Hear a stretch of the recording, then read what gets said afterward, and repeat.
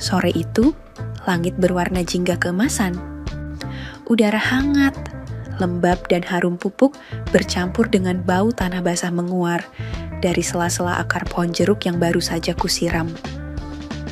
Tanganku penuh noda, bajuku basah oleh keringat, tapi hatiku tenang. Beginilah hidupku sejak setahun terakhir. Sendiri di gubuk kecil, ditemani kebun dan sepi yang kadang terasa seperti sahabat, kadang seperti musuh. Namun semua berubah sore itu. Saat aku beranjak ke bagian barat kebun, tempat pohon-pohon jeruk yang lebih tua dan rindang, aku melihat sesuatu yang tak biasa. Di bawah salah satu pohon, di antara bayangan daun dan cahaya senja yang menari-nari, ada sesosok tubuh tergeletak, wanita. Aku sempat membeku, tak yakin apakah yang kulihat nyata atau cuma bayang imajinasi yang muncul karena kesepian. Perlahan ku dekati dia, wajahnya tertidur tenang, rambut hitam panjangnya terurai ke tanah, bajunya sederhana tapi rapi dan ada bekas luka di lengannya. Luka yang belum lama terjadi. "Bu," suaraku nyaris berbisik. Dia tidak bangun, tapi dadanya naik turun perlahan, masih hidup. Aku berlutut, mencoba menelusuri kemungkinan dia penduduk desa tetangga, tapi wajahnya asing. Tidak pernah kulihat di pasar, di jalan desa, ataupun saat hajatan. Aku punya dua pilihan, melaporkan ke Pakde, yang pasti akan memutuskan menyerahkannya ke kepala desa, atau membawanya ke gubukku dan menunggunya sadar. Mungkin dia butuh pertolongan, atau sedang melarikan diri dari sesuatu. Entah kenapa, sesuatu di dalam diriku memutuskan pilihan kedua. Malam itu, aku membawa wanita asing itu ke gubukku. Dan saat dia akhirnya membuka mata, cerita yang kusangka akan tetap sederhana ternyata berubah menjadi sesuatu yang tak pernah aku bayangkan sebelumnya. Wanita itu tampak lelap. Kulihat kerudungnya tergeletak tak jauh dari kepala, lusuh dan penuh debu. Daster pendek yang ia kenakan tampak seperti milik ibu-ibu rumahan. Warnanya sudah pudar, seperti sudah lama dipakai tanpa sempat dicuci bersih. Mataku tertumbuk pada plastik kresek di dekatnya. Isinya botol air mineral, masih separuh, dan roti jajan pasar yang tinggal gigitan terakhir. Kupungut kantong plastik itu, lalu mataku terbelalak. Roti itu persis seperti yang kulihat 2 hari lalu saat belanja di pasar desa tetangga. Bukan rotinya yang aneh, tapi kabar yang kudengar hari itu, Bu Hajah Siti hilang. Kabar itu diucapkan lirih, namun heboh dari mulut ke mulut. Bu Hajah, istri Pak Haji Munawir, juragan tanah dan pemilik toko bangunan terbesar di desa sebelah, dikabarkan meninggalkan rumah tanpa jejak. Ada yang bilang dibawa jin, ada yang bilang kabur dari suaminya, bahkan ada yang bersumpah melihatnya naik mobil ke arah kota. Tapi semua masih simpang siur. Dan sekarang, wanita ini tidur di kebunku seperti pelarian, membawa bekal seadanya. Dan jika kulihat lebih saksama, wajahnya memang mirip foto Bu Hajah yang sempat kulihat di selebaran tempel di tembok pasar. Jantungku mulai berdebar tak karuan. Apa benar ini Bu Hajah Siti? Tapi, kenapa beliau bisa sampai di sini? Sendirian di kebunku yang terpencil dan jauh dari mana-mana. Kalau benar ini Bu Hajah, berarti aku sedang menyembunyikan istri seorang haji pula, bisa gawat. Namun sebelum pikiranku makin liar, wanita itu menggeliat pelan, matanya berkedip perlahan, lalu membuka sepenuhnya. Tatapan kami bertemu, dalam sorot matanya ada rasa takut, tapi juga kelelahan, mungkin juga sedikit harapan. "Ah, aku di mana?" Suaranya serak, pelan, tapi cukup jelas. Aku menelan ludah, tanganku masih memegang plastik kresek miliknya. "Ini kebun milik Pakde Kubu." Ibu gak apa-apa?" Tanyaku hati-hati. Dia memandangi wajahku sejenak, lalu menunduk lama. "Maaf, aku gak bisa kembali ke sana. Tolong jangan bilang siapa-siapa aku ada di sini." Bisiknya pelan, nyaris seperti doa. Dan saat itulah aku tahu hidupku yang sunyi tak akan pernah sama lagi. Aku duduk bersila tak jauh dari tempat Bu Hajah bersandar. Ku berikan segelas air putih yang kupunya di kendi tanah liat. Dia menerimanya dengan tangan gemetar, wajahnya sayu, matanya sembab, entah karena lelah atau terlalu banyak menangis. Sementara itu, di dalam pikiranku ribuan pertanyaan berseliweran. Tapi tak satu pun berani kutanya langsung. Sampai akhirnya, setelah ia meneguk air beberapa kali dan menarik napas panjang, Bu Hajah mulai bicara. "Aku udah seminggu ngilang," katanya lirih. "Gak ada yang tahu aku kemana. Mereka pasti mikir aku gila atau diculik jin. Tapi sebenarnya aku cuman pengen hilang." Aku diam, menunggu kelanjutannya.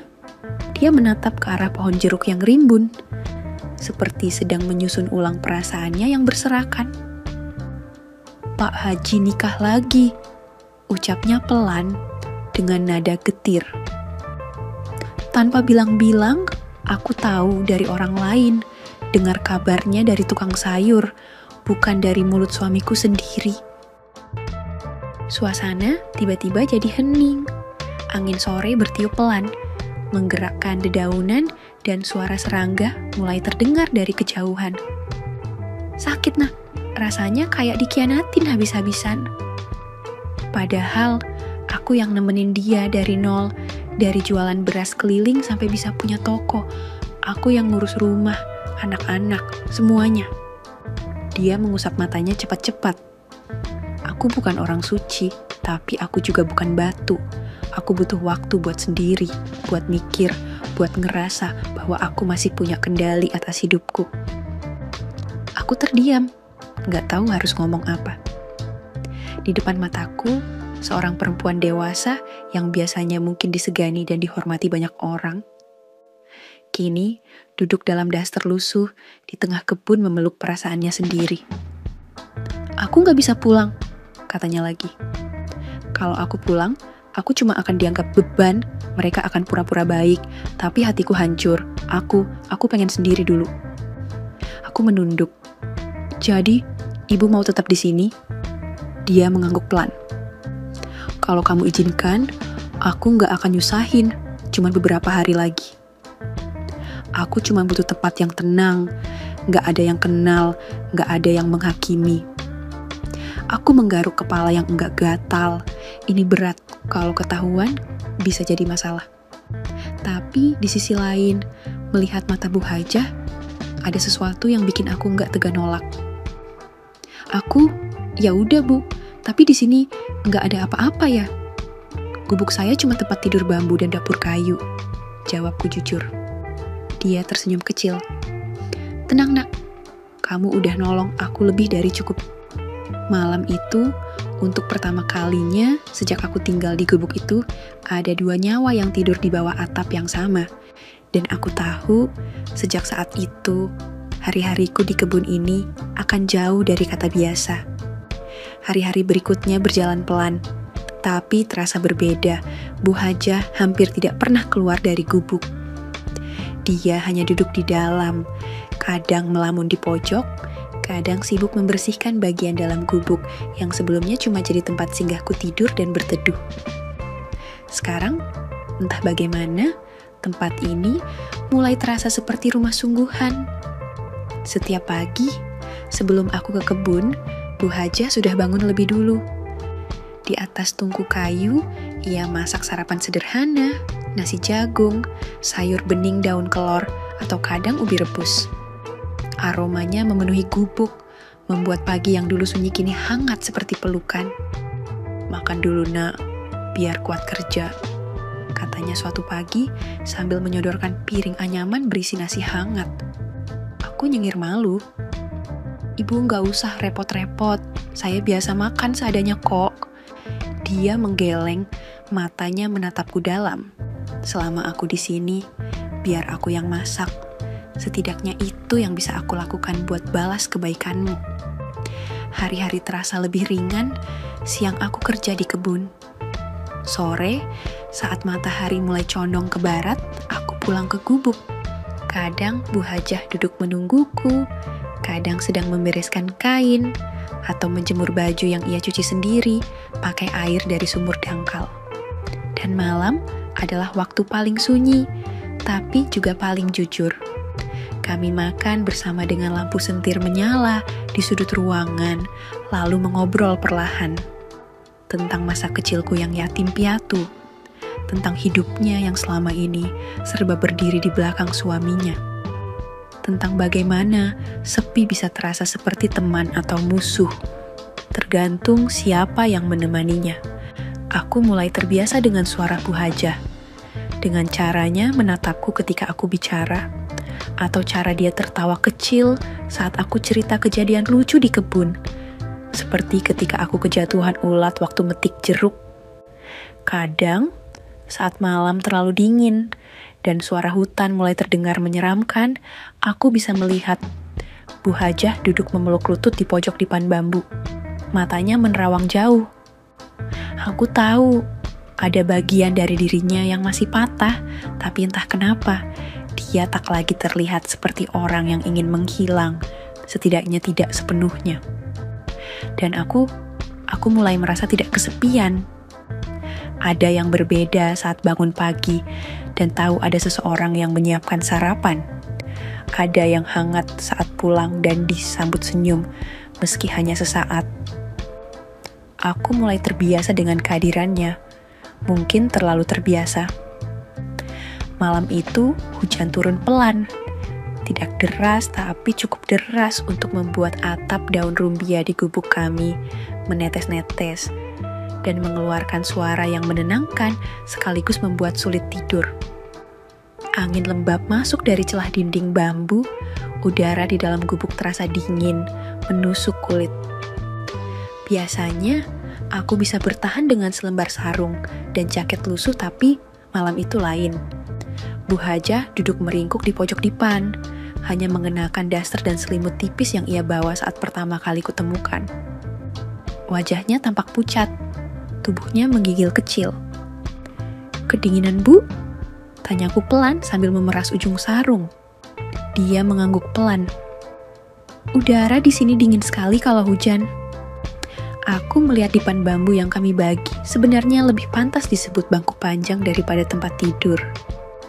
Biasanya aku tidur sendirian di situ, menyamping agar bisa muat. Tapi sekarang kami berdua tidur di sana, saling membelakangi, saling menahan jarak. Namun malam itu, angin terlalu dingin dan entah kenapa Bu Hajah menyusupkan diri lebih dekat, pelan, tanpa suara. Awalnya, aku kaget, tubuhnya yang kurus tapi hangat menyentuh punggungku. Napasnya terdengar lembut, aku kaku, diam tak bergerak. "Aku boleh ya?" bisiknya nyaris tak terdengar. Aku mengangguk meski ia tak bisa melihat. "Iya Bu, gak apa-apa. Saya juga sering kayak gini dulu, waktu kecil sama budeku." Aku mengatakan itu dengan jujur. Dulu waktu kecil, kalau malam hujan dan aku ketakutan, Bude sering menyuruhku tidur di sampingnya. Pelukannya menenangkan, dan tubuhnya yang hangat membuatku cepat tertidur. Dan sekarang, rasa itu hampir sama, tapi hanya di awal. Semakin lama kami berbaring dalam keheningan yang basah dan dingin itu, ada yang berubah. Bukan dari posisinya, tapi dari perasaanku. Aku bisa mencium wangi samar dari rambut Bu Hajah, aroma minyak kelapa dan sabun mandi, batangan yang dia pakai siang tadi. Bisa merasakan detak jantungnya, halus dan tenang. Bisa merasakan napasnya di tengkukku. Tiba-tiba, aku sadar, aku bukan anak kecil lagi. Aku seorang pemuda 20 tahun. Belum pernah pacaran, belum pernah benar-benar dekat dengan perempuan. Dan sekarang, aku berbagi dipan sempit dengan seorang wanita dewasa yang beberapa hari terakhir telah mengisi kekosongan hidupku. Tanganku menggenggam ujung sarung erat-erat, mencoba mengalihkan pikiran. Tapi makin aku menahan, makin terasa getaran asing di dadaku. Bukan hanya karena hawa tubuhnya, tapi karena perlahan-lahan Aku mulai melihat Bu Hajah bukan lagi seperti budeku. Ada sesuatu yang tumbuh, diam-diam, liar, tak tertata. Lalu aku merasakan sesuatu. Sebuah gerakan kecil, Bu Hajah memutar tubuhnya perlahan, kini menghadap ke arahku. Wajahnya hanya beberapa jengkal dari wajahku. Mata kami bertemu dalam remang lampu sentir yang nyaris padam. Tak ada kata yang keluar, tapi dari caranya memandangku, ada sesuatu yang juga berubah darinya. Namun, sebelum aku sempat bicara atau bergerak, dia membisik pelan. "Tidurlah nak, besok pagi kamu harus bangun cepat." Nada suaranya lembut, tapi seperti garis batas tipis yang tak bisa aku langgar. Aku hanya mengangguk, membalik tubuhku lagi membelakanginya. Tapi malam itu, aku tak bisa tidur. Bukan karena dingin, tapi karena jantungku berdebar lebih kencang dari biasanya. Dan dalam diamku, aku tahu ada sesuatu dalam diriku yang mulai tumbuh. Perasaan yang selama ini tak pernah kubayangkan akan muncul untuk wanita seperti Bu Hajah. Hujan belum juga reda. Di luar suara, rintiknya meninabobokan hutan. Tapi tidak untukku. Aku masih membelakangi Bu Hajah, berusaha keras memejamkan mata, meski jantungku berdetak tak karuan. Tapi kemudian suaranya memecah keheningan, pelan rapuh, seperti bicara pada dirinya sendiri. "Pak Haji dulu bukan orang kaya, tapi dia baik, ramah, pekerja keras," ucapnya pelan. "Aku jatuh cinta padanya bukan karena hartanya, tapi karena ketulusannya. Tapi sekarang dia bahkan tidak menganggapku ada." Aku tetap diam, mendengarkan, lalu ia melanjutkan. "Dulu dia sering pegang tanganku, cium keningku sebelum tidur. Sekarang sejak dia nikah lagi, aku bahkan tak tahu siapa dirinya. Rasanya seperti orang asing." Suaranya mulai bergetar. "Aku bukan cuma kehilangan suami nak, aku kehilangan harga diriku sendiri. Rasanya seperti aku tak layak dicintai lagi." Aku memutar tubuhku perlahan, menatapnya. Mata Bu Hajah basah, tapi senyumnya tetap lembut. Bukan senyum bahagia, tapi senyum wanita dewasa yang terlalu lama menyimpan luka. Aku menelan ludah, mencoba bicara tanpa suara gemetar. "Maaf Bu, saya nggak tahu harus bilang apa," ujarku jujur. "Saya cuma bisa dengerin, itu pun dengan hati yang kadang bingung sendiri." Dia menatapku, seakan ingin tahu maksudku. "Saya belum pernah pacaran Bu, bahkan disentuh perempuan aja nggak pernah. Saya nggak tahu rasanya cinta, nggak ngerti gimana caranya nyembuhin hati orang lain. Saya cuma orang kampung yang nggak ngerti apa-apa soal perempuan dan pernikahan." Lama kami terdiam, hanya suara hujan yang menemani. Tapi kemudian, pelan, Bu Hajah meraih tanganku. Sentuhannya ringan, hangat, tidak menggoda, tapi juga bukan biasa-biasa saja. "Justru itu," katanya pelan, matanya masih menatapku. "Kamu beda, kamu jujur, kamu bersih." Aku menunduk, tak sanggup membalas tatapan itu terlalu lama. Perlahan, ia menyandarkan kepalanya di pundakku. Tubuhnya terasa ringan, tapi ada beban berat yang ia letakkan bersamaku malam itu. Mungkin bukan tubuhnya, tapi hatinya. Aku tak tahu harus apa, tapi aku biarkan saja. Biarkan malam itu menjadi saksi keheningan kami yang saling menghangatkan, tanpa janji, tanpa arah. Hanya dua manusia yang merasa sepi, lalu dipertemukan oleh hujan dan luka yang belum sembuh. Dan untuk pertama kalinya dalam hidupku, aku merasa dibutuhkan. Pagi itu, hujan semalam menyisakan tanah yang lembab dan udara sejuk menusuk tulang. Kabut masih menggantung tipis di antara pohon-pohon jeruk, dan embun menempel di dedaunan seperti mutiara kecil. Aku bangun lebih pagi dari biasanya. Mungkin karena semalam aku tak tidur nyenyak, atau mungkin karena aku tahu hari ini aku harus ke pasar. Tapi bukan cuma karena tugas, melainkan karena untuk pertama kalinya aku pergi meninggalkan seseorang yang kini menunggu kepulanganku. Saat aku bangkit dari dipan, Bu Hajah masih tidur. Ia meringkuk dengan selimut tipis menutupi sebagian tubuhnya. Rambut hitamnya sedikit berantakan, dan wajahnya terlihat lebih tenang dari biasanya. Aku memandangi sebentar, lalu bangkit pelan menyalakan api di tungku, merebus air, dan menghangatkan sisa ubi rebus untuk sarapan. Ketika ia terbangun, matanya langsung menangkap sosokku yang duduk di depan tungku. Ia tersenyum kecil, tapi aku bisa merasakan hawa canggung menyelimuti kami. "Pagi," sapanya pelan. "Pagi, Bu." Kami makan dalam diam, tak seperti biasanya, kali ini tak banyak obrolan. Mungkin karena semalam terlalu banyak hal yang terasa. Walau tak diucap, tapi sebelum aku pergi, aku bicara. "Bu, saya mau ke pasar, sekalian jual beberapa hasil kebun. Mau beliin kebutuhan gubuk juga, kalau ada yang ibu perlukan, bilang aja." Bu Hajah terdiam sejenak, lalu mengangguk pelan. "Terima kasih, Nak, tapi jangan terlalu banyak keluar uang buat saya." Aku menggeleng. "Saya nggak keberatan, Bu. Ibu sekarang tinggal di sini, ya wajar kalau saya bantu. Saya juga mau beliin baju ganti buat ibu, daster yang itu, udah terlalu tipis." Kulihat wajahnya memerah sedikit. Ia menunduk, suaranya nyaris pelan. "Terima kasih ya, kamu baik banget." Aku hanya tersenyum kecil, lalu mengambil keranjang dan kain penutup kepala. Saat hendak melangkah keluar dari pintu bambu, ia berkata pelan dari belakangku, "Hati-hati di jalan, jangan lama-lama, saya tunggu kamu pulang." Kalimat itu sederhana, tapi menancap dalam di dada. Sepanjang jalan menuju pasar, kaki ini ringan melangkah, angin menerpa wajah, matahari pagi menyelinap di sela pepohonan.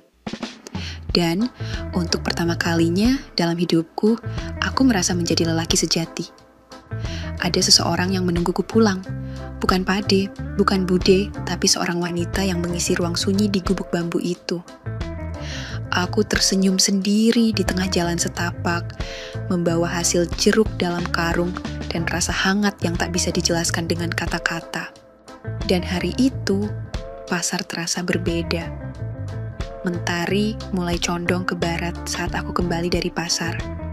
Keranjang di pundak terasa berat, bukan cuma karena berisi kebutuhan dapur dan beberapa pakaian yang kubeli, tapi juga karena dada ini penuh harap dan deg-degan. Entah kenapa, langkah kakiku jadi lebih cepat dari biasanya. Sesampainya di dekat gubuk, aku melihat asap tipis keluar dari tungku. Hati ini langsung hangat. Bu Hajah sedang menyiapkan sesuatu. Begitu aku masuk, Bu Hajah sedang membalik gorengan di atas wajan tanah liat. Ia menoleh dan tersenyum, senyum kecil yang terasa seperti rumah. "Mas sudah pulang," sapanya ringan. Aku refleks terdiam. "Mas." Biasanya ia memanggilku. Nah, seperti Bude memanggilku dulu, tapi sekarang ada yang berubah. Aku menaruh keranjang sambil memandangnya. "Tadi Bu Hajah manggil apa?" Wajahnya memerah, matanya langsung menunduk ke wajan. Itu manggil Mas aja." Aku diam, menunggu penjelasan, jantungku mulai tak karuan, lalu ia menjawab, pelan, sambil terus mengaduk gorengan. "Soalnya, aku jadi merasa lebih muda, Mas. Entah kenapa, sejak semalam rasanya, seperti bukan Bu Hajah lagi." Aku menatapnya lama. Tak percaya apa yang baru ku dengar. Dia bicara tanpa menoleh, tapi aku tahu pipinya pasti memerah. "Kamu bikin aku ngerasa hidup lagi. Ada yang nunggu, ada yang jagain. Aku jadi lupa umurku sendiri." Aku mendekat, menyerahkan plastik berisi daster baru yang kubeli di pasar. Warnanya lembut, motifnya sederhana tapi manis.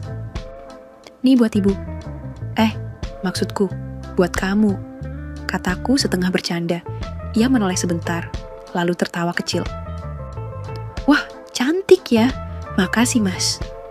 Mendengar panggilan itu lagi. Rasanya aneh, tapi aku suka. Seolah aku bukan lagi bocah yang lugu, tapi lelaki yang penting buatnya. Malam itu, Kami makan bersama seperti biasa, tapi ada yang berbeda dalam tatapannya. Dalam caranya menyuap makanan ke mulut, dalam cara ia sesekali mencuri pandang padaku, lalu buru-buru mengalihkan mata. Dan aku pun mulai sulit membedakan antara rasa iba, kasih sayang, dan rasa lain yang perlahan tumbuh diam-diam. Di bawah lampu sentir yang temaram, untuk pertama kalinya aku merasa wanita di hadapanku bukan hanya sosok yang kutolong, tapi seseorang yang membuatku ingin selalu pulang. Malam datang pelan-pelan, membawa suara jangkrik dan desir angin yang mengelus dedaunan jeruk di luar gubuk. Aku sedang memperbaiki atap yang bocor sedikit dengan tambalan anyaman daun kelapa. Sementara dari dalam terdengar suara Bu Hajah tertawa kecil, sesuatu yang jarang kudengar darinya. Ringan, ceria, seolah malam ini bukan di tengah kebun sepi, tapi di rumah kecil yang hangat. "Mas," panggilnya dari dalam. "Lihat dong, cocok enggak?" Aku menoleh, dan detik itu juga napasku nyaris berhenti. Bu Hajah berdiri di ambang pintu bambu, mengenakan daster baru yang kubelikan siang tadi. Warna biru muda itu membingkai tubuhnya yang ramping, sederhana tapi indah. Rambutnya dibiarkan terurai separuh, tidak lagi dikekang kerudung. Wajahnya bersih, polos, dan senyumnya, aduh Masya Allah. "Gimana?" tanyanya lagi, sedikit malu-malu. "Kekecilan ya?" Aku menelan ludah, buru-buru mengalihkan pandang. Enggak kok, pas cantik banget." Dia tertawa kecil. "Mas ini, jangan godain orang tua." Aku geleng pelan, menunduk. Saya nggak godain, cuman bilang yang saya lihat. Kami makan malam bersama, obrolannya ringan, tapi penuh senyum dan pujian yang saling terselip. Kadang kami tertawa karena hal sepele, kadang hanya saling pandang lalu diam. Tapi dalam diam itu ada banyak makna yang enggak perlu diucap. Setelah makan, kami duduk berdampingan di depan kayu, menatap lampu sentir yang sesekali berkelip ditiup angin. Lalu tanpa sengaja lenganku menyentuh lengannya, hangat, lembut. Dia tidak menarik diri, aku juga tidak menjauh. Malah, entah siapa yang duluan, kami makin mendekat. Bahunya kini menyentuh bahuku, nafas kami jadi lebih berat. Tapi tak ada yang bicara soal itu. "Mas," katanya pelan, suaranya serak. "Aku senang loh bisa nemu kamu di hidupku, padahal aku lagi kabur, hidup kacau, tapi kamu bikin aku ngerasa masih berharga." Aku menoleh, dan dia pun menoleh terlalu dekat. Hidung kami hampir bersentuhan, matanya basah, tapi bukan karena tangis. Mungkin karena sesuatu yang tertahan, aku nyaris bicara, tapi suaraku tercekat. "Bu Hajah," kataku akhirnya, lirih. "Panggil aku Siti aja mas," bisiknya. Matanya tak beranjak dari mataku, dan detik itu, dunia rasanya diam, jantungku berdetak kencang, seolah ingin keluar dari dada. Aku ingin bilang sesuatu, apapun, tapi yang keluar cuma napas berat dan detak jantung yang tak bisa kubohongi. Lalu seperti gerakan refleks, aku memalingkan wajah. Takut, bukan karena tak ingin, tapi karena terlalu ingin. "Maaf," kataku pelan nyaris seperti angin. Dia hanya tersenyum, lalu menyandarkan kepalanya di bahuku. "Gak apa-apa mas, aku ngerti, aku juga ngerasa aneh, tapi nyaman." Kami diam, di bawah langit malam yang gelap dan sunyi, dua tubuh bersandar dalam satu dipan sempit, tak saling menyentuh lebih dari yang perlu, tapi hati kami sudah saling peluk sejak lama. Dan malam itu, aku tahu, tak ada yang akan sama lagi. Malam makin larut, di luar jangkrik bernyanyi bersahutan, seakan jadi orkestra alam yang mengiringi keheningan kami di dalam gubuk bambu. Bu Siti, aku tak lagi menyebutnya Bu Hajah dalam hati, masih bersandar di bahuku, diam, tapi aku bisa merasakan napasnya yang pelan dan berat. Seperti ada sesuatu yang ingin ia lepaskan, tapi belum tahu bagaimana. "Aku boleh cerita sesuatu, mas?" tanyanya tiba-tiba. Aku mengangguk pelan. "Tentu." Ia menarik napas panjang lalu mulai bicara. Suaranya pelan, serak, seperti menahan beban bertahun-tahun. Selama 8 tahun aku jadi istri Pak Haji, kami belum pernah diberi anak. Aku sempat periksa, tapi semuanya normal. Kata dokter, kadang perempuan cuma butuh waktu dan keajaiban, tapi Pak Haji, dia nggak sabar. Aku menunduk, mendengarkan dengan hati yang mulai perih. Setiap malam, aku tidur sambil berharap ada kehidupan tumbuh dalam perutku, tapi setiap pagi yang tumbuh cuma rasa hampa. Lanjutnya, tangannya kini menggenggam ujung dasternya, matanya menatap lantai, tak sanggup menatapku. Dulu aku pikir cinta bisa mengalahkan segalanya, tapi ternyata cinta pun bisa kalah oleh waktu dan kesepian. Dia nikah lagi, dan aku ditinggal begitu saja, seperti barang gagal. Aku perlahan meraih tangannya. "Siti," bisikku. "Kamu bukan barang gagal, kamu perempuan yang kuat dan istimewa." Ia menoleh. Mata kami bertemu dalam sorotan lampu sentir yang temaram. "Mas," suaranya nyaris patah. "Kenapa kamu bisa sebaik ini sama aku?" Aku menggeleng. "Aku nggak tahu, tapi setiap kali lihat kamu masak, tertawa senyum, atau sekadar duduk diam di sini, aku ngerasa aku bukan cuma orang kampung. Aku ngerasa berarti." Kami tak berkata apa-apa lagi setelah itu. Matanya menatap mataku. Tanganku masih menggenggam tangannya. Dan di antara detak jantung yang beradu, kami makin mendekat. Aku tak tahu siapa yang duluan, tapi bibir kami akhirnya bersentuhan, pelan ragu, lalu hangat. Bukan cuma nafsu, bukan ciuman anak muda yang terburu-buru, tapi sentuhan dua jiwa yang lelah. Dan akhirnya saling temukan pelukan. Pelan-pelan ia rebah di depan bambu, dan aku ikut menyusul. Lampu sentir bergetar diterpa angin malam, tapi kehangatan di dalam gubuk mengalahkan semuanya. Kami saling meraba, bukan tubuh, tapi luka-luka lama yang perlahan sembuh oleh kehadiran satu sama lain. Tak ada kata cinta diucap malam itu, tapi tubuh kami bicara. Tentang rindu yang lama tertahan, tentang sepi yang tak tertampung lagi, tentang dua orang yang akhirnya menyerah pada rasa, dan saling menjadi rumah. Dan malam itu, tanpa musik, tanpa janji, hanya dibalut wangi kayu dan detak jantung yang berpadu, kami terlarut dalam khilaf yang indah. Sebuah malam yang tak akan pernah kami lupakan. Pagi itu, matahari malu-malu menembus celah anyaman bambu gubuk. Kabut tipis masih bergelayut di sela pepohonan jeruk, dan embun menggantung di ujung daun seperti sisa air mata langit semalam. Aku terbangun pelan. Di sampingku Siti masih terlelap. Wajahnya tenang, damai, seperti perempuan yang akhirnya bisa bernapas bebas setelah bertahun-tahun tenggelam dalam hidup yang penuh tekanan. Rambutnya terurai, sebagian menempel di pipinya yang masih bersisa kehangatan malam. Aku hanya memandanginya. Ada perasaan campur aduk dalam dadaku, antara bahagia, takut, bingung, dan ikhlas. Entah apa yang akan terjadi setelah ini, tapi satu hal yang pasti, aku tak ingin pagi ini berakhir cepat. Tapi tiba-tiba terdengar suara dari kejauhan.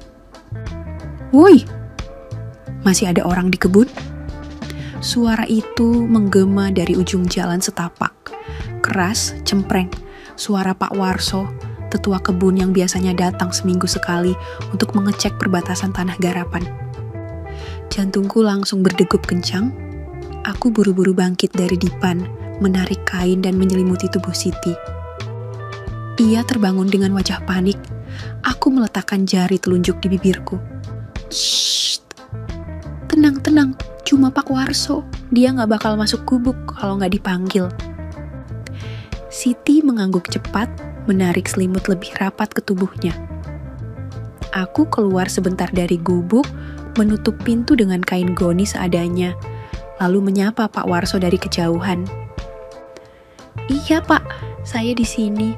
Lagi panen pupuk cair kemarin. Besok mau kirim ke pasar." Pak Warso cuma mengangguk, lalu melanjutkan langkahnya menyusuri jalan, tapi dadaku masih berdetak keras. Ketika aku kembali masuk, Siti duduk di pojok depan, wajahnya tampak kalut. "Mas, kita tadi malam." Aku duduk di sampingnya, memegang tangannya lembut. "Aku tahu, Siti, dan aku gak nyesel. Tapi kalau kamu ngerasa ini salah, aku ngerti." Ia menatapku, matanya berkaca-kaca. "Aku gak nyesel, Mas, tapi aku takut. Dunia di luar gubuk ini beda." Aku mengangguk. "Aku juga takut, tapi lebih takut lagi kalau harus kehilangan kamu." Ia terdiam, lalu perlahan menyandarkan kepalanya ke bahuku. "Aku cuma pengen sebentar lagi. Jangan dulu bangun dari mimpi ini."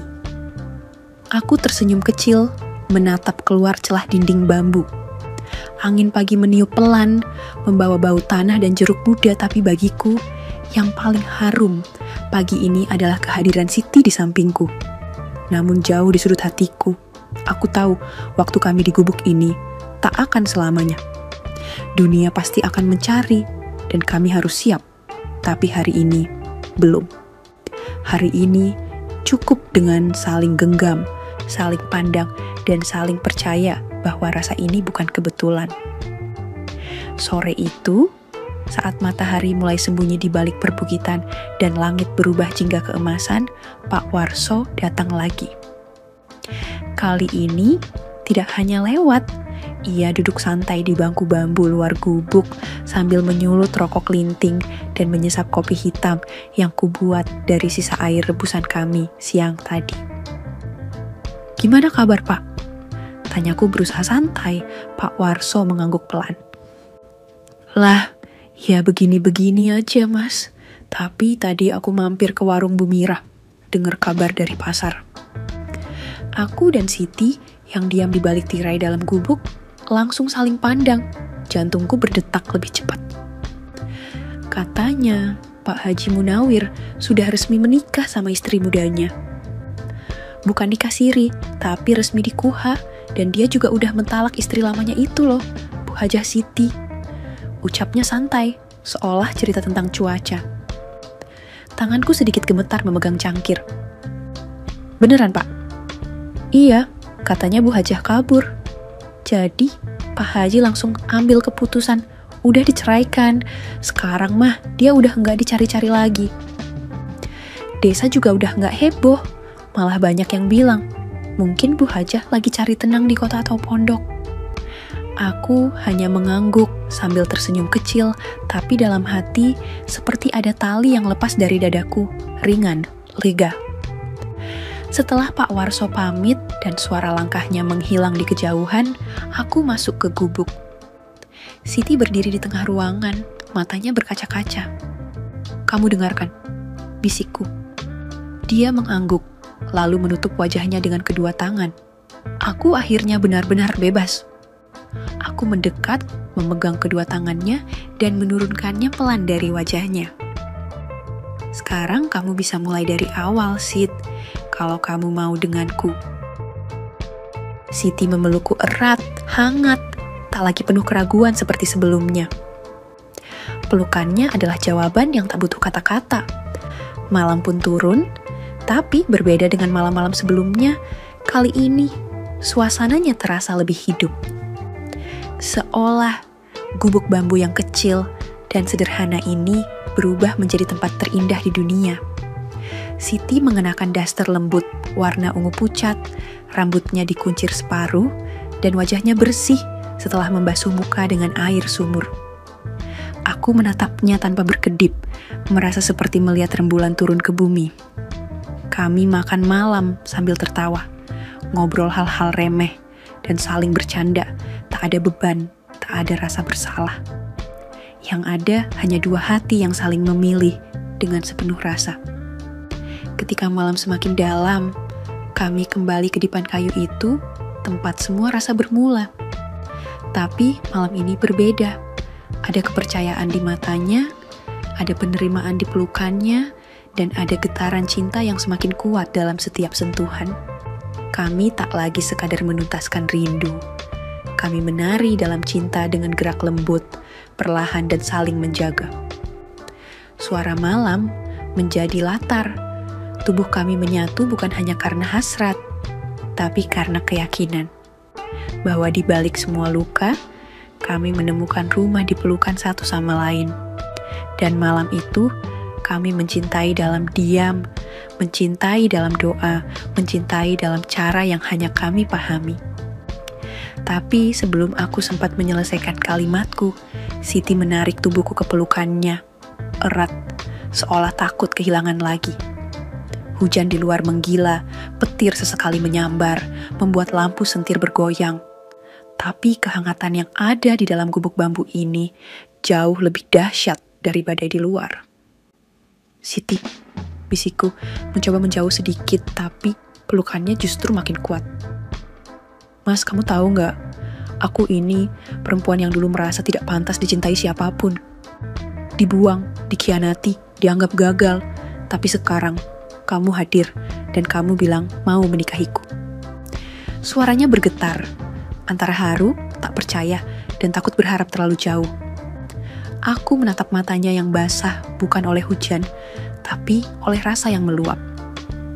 Aku serius, Siti. Aku bukan orang kaya, bahkan belum punya apa-apa. Tapi aku tahu satu hal, kamu yang ingin aku perjuangkan. Siti tersenyum kecil, matanya berkaca-kaca. Aku juga gak butuh harta. Aku cuma ingin merasa dimiliki, dicintai, tanpa harus menjadi sempurna. Kami kembali duduk di dipan, bersandar bersama, mendengarkan suara hujan menari di atas atap daun rumbia. Siti menyandarkan kepalanya di dadaku, lalu dengan suara pelan ia berbisik. Kalau gitu, besok kita cari saksi. Aku gak butuh pesta, cukup ijab kabul sederhana. Aku ingin jadi istrimu, Mas. Tangsah.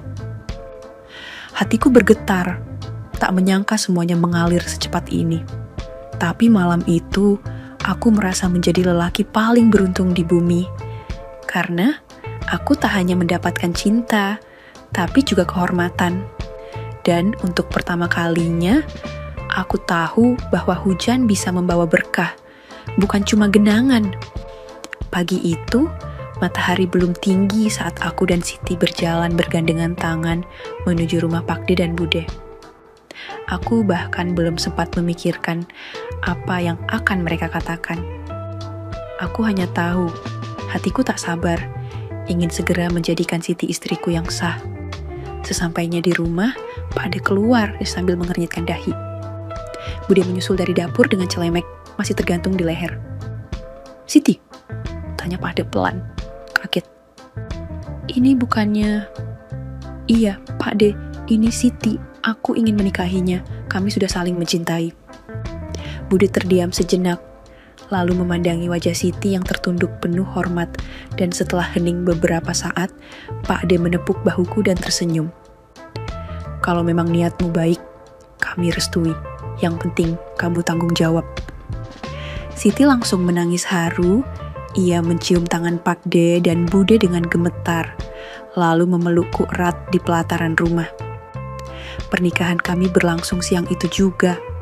Tak ada pelaminan mewah, tak ada musik, tak ada tamu undangan. Hanya saksi 2 orang dari tetangga dan penghulu yang kami jemput dari dusun sebelah. Ijab kabul berlangsung di bawah pohon jeruk yang dulu menjadi tempat pertama aku melihatnya terlelap, lembut, terluka, dan tak berdaya.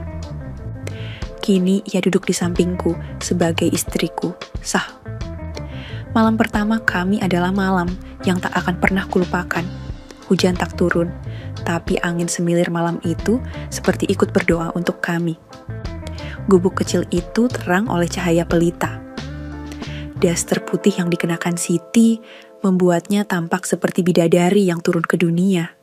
Bukan karena sayap, tapi karena matanya yang lembut dan senyumnya yang malu-malu. Kami duduk di depan bambu, tempat yang selama ini hanya jadi saksi pelarian, kini jadi ranjang pengantin. Aku menggenggam tangannya, dingin dan gemetar. Siti, bisikku. Kamu cantik sekali malam ini. Ia tersenyum, menggigit bibir pelan. Aku gugup, aku mendekat, aku juga. Tapi kita sudah sah, kita sudah halal. Tanganku menyentuh pipinya yang hangat. bibir kami bertemu dalam ciuman pertama sebagai suami istri. Tidak terburu-buru, tidak membara, tapi penuh getaran cinta yang suci dan tulus. Ketika akhirnya kain-kain pelindung tubuh mulai dilepaskan satu demi satu, kami saling menatap, menyelami satu sama lain tanpa berkata apa-apa. Tubuhnya bergetar dalam pelukanku, begitu juga aku. Kami saling mencari irama, saling menuntun. Dan malam itu, kami bukan hanya menyatu secara jasad, tapi juga hati dan jiwa. Di antara hembus nafas dan bisikan nama, kami menuliskan bab baru dari kisah kami, dengan peluh, dengan rindu, dengan cinta yang benar-benar terasa. Beberapa hari setelah itu, Siti mengajakku bicara. "Mas, aku belum bilang sesuatu." Aku menatapnya bingung. Ia lalu menyerahkan sebuah map coklat padaku. Di dalamnya ada surat kepemilikan tanah, buku tabungan, dan lembaran emas batangan kecil. Pak Haji menyerahkan separuh hartanya padaku setelah menceraikan, katanya, sebagai mahar terakhir. "Tapi aku gak butuh semua ini, Mas. Aku hanya ingin kamu kuliah, lanjutkan hidupmu." Aku tertegun, tapi air mata yang menetes dari mataku bukan karena harta, tapi karena besarnya cinta yang Siti beri padaku. Kami pun pindah ke kota kecil. Aku mulai kuliah sambil bekerja paruh waktu. Siti menyewa rumah sederhana, menata isinya dengan penuh kasih, dan 3 bulan kemudian, "Mas," katanya suatu pagi, "aku telat haid." Hari itu, dunia seolah berhenti sejenak, dan ketika akhirnya hasil tes kehamilan menunjukkan 2 garis tegas, Siti menangis dalam pelukanku. Aku hamil, Mas. Perempuan yang dulu dianggap mandul, perempuan yang ditinggal karena tak bisa memberi keturunan. Kini sedang mengandung anak kami, buah cinta yang tumbuh dari sebuah gubuk sederhana di tengah kebun jeruk. Akhirnya, hidup memang tak pernah bisa ditebak, tapi aku bersyukur. Karena dari luka dan keterasingan, kami menemukan satu sama lain, dan cinta itu tak hanya menyembuhkan, tapi membangun kehidupan yang benar-benar baru. Tamat. Oke, segitu dulu untuk kali ini, dan semoga kalian bosku semua terhibur hari ini ya. Sekali lagi, tidak pernah lupa, Mimin ingin mengingatkan bahwa tidak ada maksud untuk merusak moral. Tapi di sini kami selaku admin channel Makyem hanya berbagi pengalaman dari viewer saja, yang tentu saja tidak untuk ditiru. Terima kasih sudah mau mendengarkan kisah nyata ini. Ambil baiknya dan buang buruknya dari cerita kisah ini. Semoga hal seperti ini tidak terjadi kepada kita semua, bosku. Dan semoga kita semua dilindungi dari mara bahaya. Amin ya Rabbal Alamin. Terima kasih dan sampai jumpa di cerita selanjutnya. Jangan lupa like, comment, share, dan subscribe. Oh iya, kira-kira kalian semua bosku yang terhormat kepengen kisah-kisah yang seperti apa lagi nih? Tolong berikan komentar-komentar kalian di video ini ya.